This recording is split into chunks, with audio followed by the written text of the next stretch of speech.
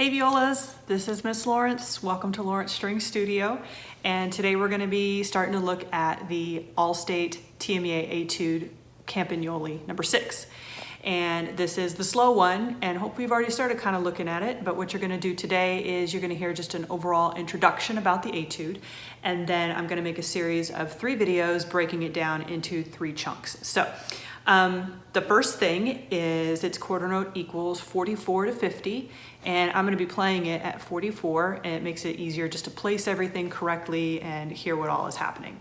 There's a few errata in this piece, and you can go to TMEA.org and look that up for yourself. When we get into the 3 different chunks, I'll break it down a little bit for you, and I'll make sure that we've got those corrected.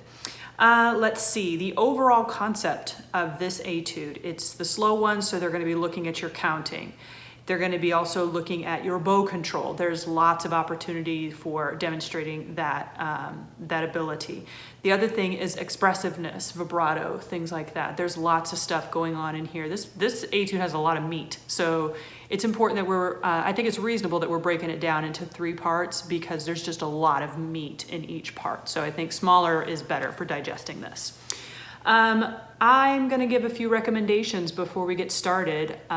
Make sure you put in your measure numbers, people.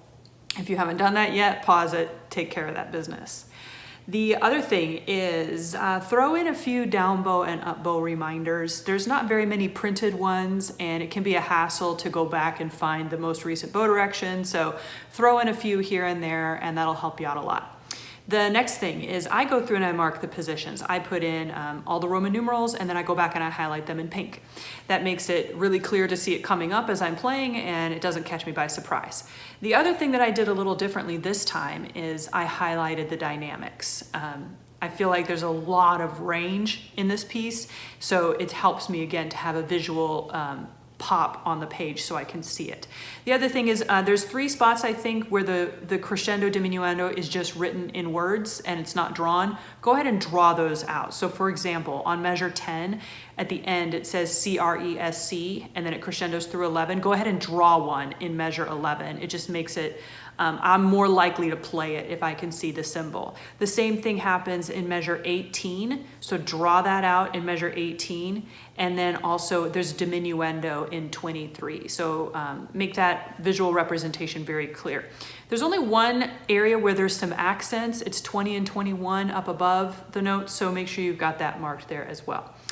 And I'm going to show you, I'm going to hold it up to the screen here and you can see what mine looks like, and hopefully that gives you some tips and motivates you to mark yours. So there's mine, and yeah, it's kind of a mess, but if I ever have to play it again, I've got everything I need. So, and also violas, if that helped you, please share it with your friends, hit the like button, subscribe. That would be fantastic. I would really like to spread the viola love. So feel free to share this and the other videos for the All-State material with your friends.